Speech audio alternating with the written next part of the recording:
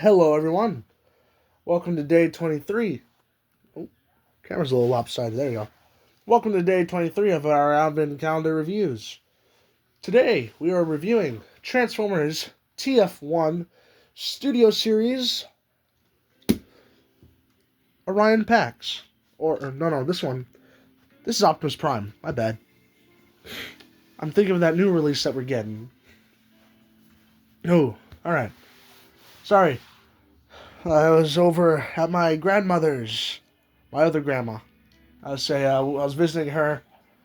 Crap ton of cats and dogs. So I've been dealing with some allergies today. So if I don't sound too good, that'd be it. Because if y'all know, if you're not around animals for too long, or for a while, your body needs time to readjust when you're around them again. Or at least mine does. So I'm just dealing with a crap ton of allergies right now because of it. Got the sniffles, a little bit of a sore throat, some coughing. The usual. But yeah, we're here to review Transformers TF1 Optimus Prime. Optimus Prime here is honestly a very accurate looking figure to his TF1 appearance. Mostly, you can clearly tell those are hands, but that's really it. Honestly, the rest of the alt mode's fine. Yeah, there's some hollows. Actually, I'm not a huge fan of them hollow gaps. I'll give them that. I'm not a huge fan of those. But besides that, there's not too much. I have, the backside, lots of hollow gaps too. It's a deluxe class figure. I don't expect perfection. No, I can't expect the figure to be perfect. Nor would I ever expect a deluxe class figure to be perfect. There's a few that get real damn close, and there's a few that I think will be perfect, such as 86 Windcharger. That is a figure that I plan on buying pretty soon, because people are already getting their hands on them. So yeah. TF1 Prime here, though, is beautiful looking. The windshield is nice. There's a crack down the center of mine because of, actually, I'm not sure how he got the crack. I just looked at him one day and bam, crack was there. Windshield's nice, though. The front grille, the blasters, the smokestacks that are on or these little exhaust pipes here. Are they exhaust pipes? I can never tell. Either way, these parts right here look nice. The axe storage is lovely. I like how it fits between the knees and helps kind of fill in the spot in. It does result in this sticking out though, so if you don't want that, you could just remove that, just like so. That leaves a bigger gap, but it is a little bit more of a clean side profile, and it does look a little nicer not having it there. It's personal preference though. So yeah, all mode's nice. Underside is, well, an underside. Some hollow space in right here, Ooh, I can show my finger in. Ah! That's about it. Some hollow spacing on the back of the forearms right here and here, which leave these gaps in the alt mode, but that's not too bad. The rest of the figure is pretty solid though, Quick shake test, everything stays in. These parts right here are removable. Just push up right here, and you can remove this piece. That shows you some more grill detail, which looks nice. I don't like how this is parts forms, but if it didn't, then they'd have to figure out a lot more with this transformation. So I don't mind it too much. The rest of the figure looks solid though. Yeah, some more gaps right here and here. Feels good. Wow, feels good though. So yeah. With that being said, size comparisons. So for size comparisons, we have TF1 Bumblebee, or B127, which looks lovely. For Voyager class, we have Studio Series, I think, Revenge of the Fallen, Optimus Prime, which this figure next to him looks lovely. And for a bit more of a modern figure, Age of the Primes, Prima. I'm not transforming Prima for robot mode, by the way. I'm not. That's just how it is. I'm not transforming him. Figures, Prima's a bit of a pain to transform. Not because that's a bad one. It's just, his parts don't like sticking together right. So yeah, that being said, time to begin Optimus Prime's transformation. First thing you want to do is remove the arms from the sides right here and here, just like so. Same thing on the other side. Pull the roof of the alt mode up. Shift these joints upward. Same thing on the other side.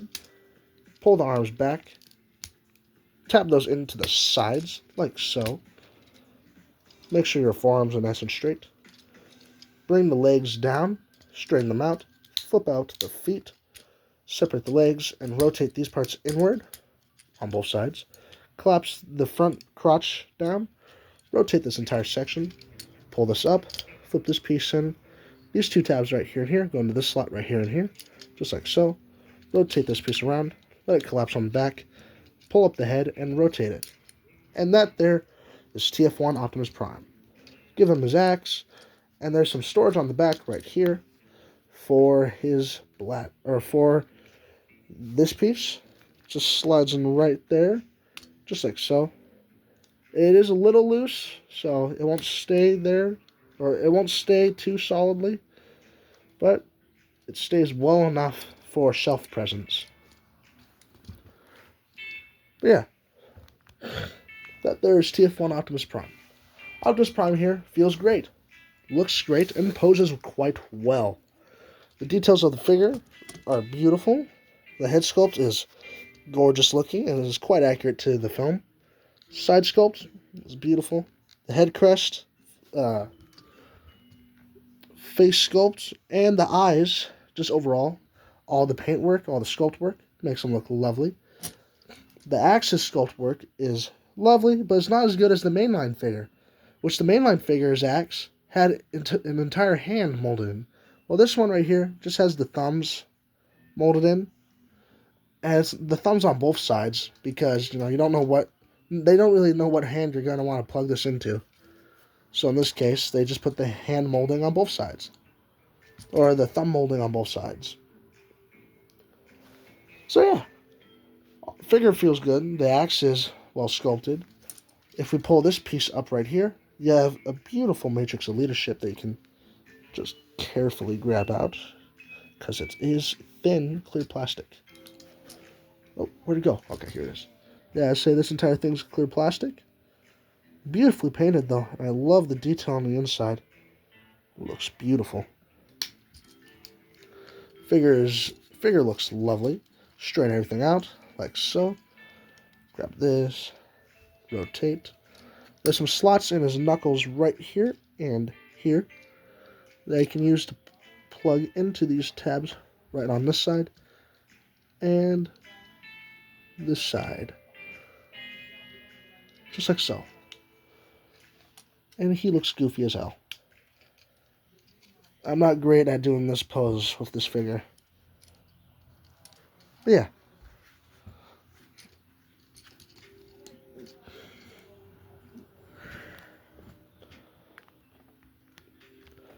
You can have him hold him like that. I don't like it too much. It looks kind of ugly, especially because the hands don't open or grab it properly. It slots onto his knuckles and it looks ugly. So let's flip that back up, push you in, and collapse. Actually, before we put that back in, let's grab you back out now. There's some lovely sculpt work inside the torso right here. Just like so. We got a bunch of beautiful engravings and greebling in there, which looks lovely. There are 2 layers to this piece as well, by the way. That shows that crack a little more thoroughly in there too. That crack has gone all the way up. Depending on the lighting, you can see, yeah, right there, you can see that line just goes straight up through that piece. The only reason why it's together is because it shares this one big old hinge, and it's connected to that hinge as well, with all this opaque plastic as well. The rest of the sculpt work on this figure is beautiful, though. We have some sculpting on the forearms, which has this nice circuitry detail. There's no port on the arms for that Orion Pax figure that had... Oh, yeah, you see what I mean? This piece don't really stand that well. There's some sculpting on the forearms, but no port on the forearms for the little map that the Orion Pax Studio Series figure comes with. Which is fine, so that's just how it is at times. The rest of the figure, though, is beautifully sculpted. The midriff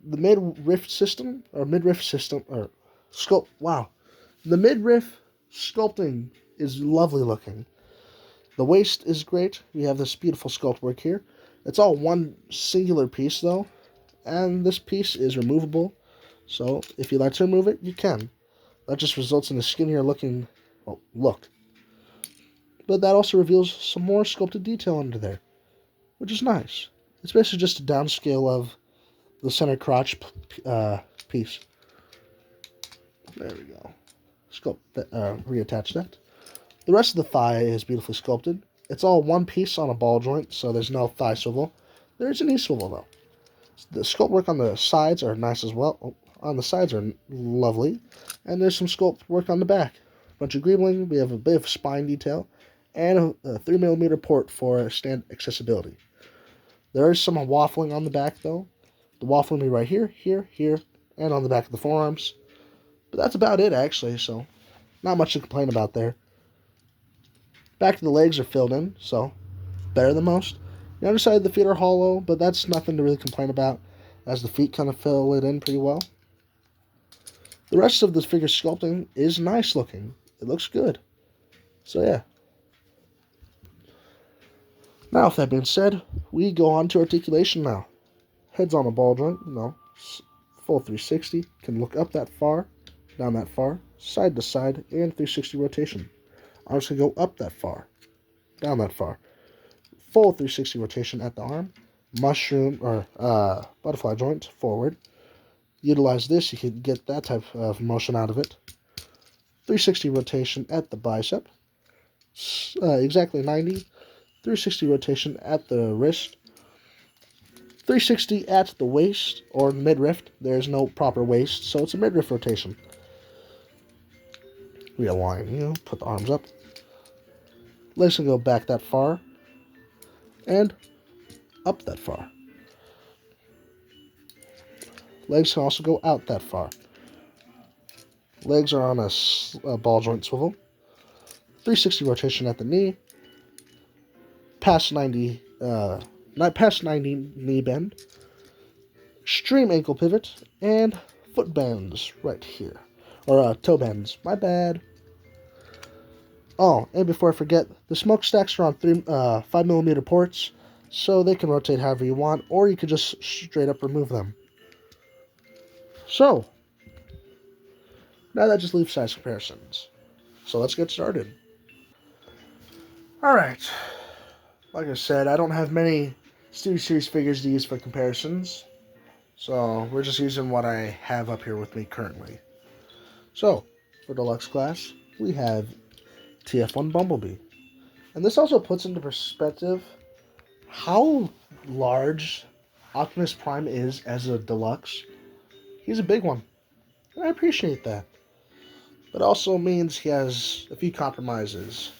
Hollow spacing, parts forming. So yeah. For Voyager class, we have Revenge of the Fallen Optimus Prime. So yeah. I guess, with as small of a comparisons that I have, since I no longer have Leader Class Studio Series figures, because, like I said, I sold off a lot of my live action stuff. So if I plan on getting any more Studio Series things, it's 86, maybe Gamer Edition in the future. I am looking at them High Moon games a little more, and I am interested in the Devastation stuff. I want to wait for more to come out before I actually start thinking about getting more. And then finally, TF1. Oh, and I am interested in getting the comic book stuff eventually, but the only release they have is that Skybound Optimus, and that's not till next year that we see that thing start coming out. But yeah, my final thoughts on TF1 Prime. Optimus here is a good figure, looks nice, poses quite well. Simple, a little clashy with some parts here and there, but that's just how he is. It's bound to happen. Figure's fine as is. Bumblebee here is way better. It's more solid, feels better. But for our first introduction to TF1, with their figures, or the first proper like Studio Series TF1 figure. He did a well enough job introducing us. He was solid enough. He did a good job. People liked him. I like him. He has quite a few flaws, don't get me wrong, but I still like him. He's good. He's solid. He's concise. That's what I want out of modern day figures. Yeah, he has a few gaps here and there. But that's it, really. He's fun. He's well articulated. You can get some good stories out of him. Good figure for your kids if you ever have any, or for yourself if you're looking for something neat. You know that one scene in The Simpsons where Marge has the potatoes, and her Bart asks her, "Why do you like potatoes so much?" That's me with this guy. They're just neat. I think they're neat. I think he's neat. He's pretty neat. That's really about it. That's all I have to say. Do you need this figure? Not really. Unless you're a completionist. If you're a completionist, then you have to. That's what I'm doing with Commander Class. I'm a completionist when it comes to Commander Class. No, I'm not a completionist. My goal is to get one of every mold. So, for example, I'm missing Rodimus. Or Kingdom Rodimus, Skylinks, Armada Prime. Who else am I missing? Let's see. I can do that on my own time. Like I was saying, though. Figure's fine as is. He's solid. He's good. If you want something neat, something fun, a little knick-knack to flip back and forth from, something that poses well, go right ahead. I mean, I got this guy just to satisfy my boredom while waiting during, if y'all do choir in Washington, y'all, I think, should have heard of Solo Ensemble. See, I did that last year. I was bored. I already sang my part. And, Solo Ensemble, that goes almost all day. So I just walked down to my local Target, checked it out. I was like, oh, hey, this guy's down there. So I got TF1 Prime, walked all the way back to the local high school. I was like, hey, I'm back, so on and so forth, yada yada. But yeah, that all being said, thanks for watching. If you somehow enjoyed today's video, because let's be honest, today's video isn't the greatest. I don't have much to say about the TF1 guys. So expect tomorrow's video to be kind of similar when it comes to commentary. But yeah, if you guys somehow enjoyed today's video, leave a like, subscribe, comment, or share. If you didn't like today's video, leave a comment explaining why. I love to hear your criticism and why I can improve. Thank you for watching. Goodbye, and take care, my monkeys.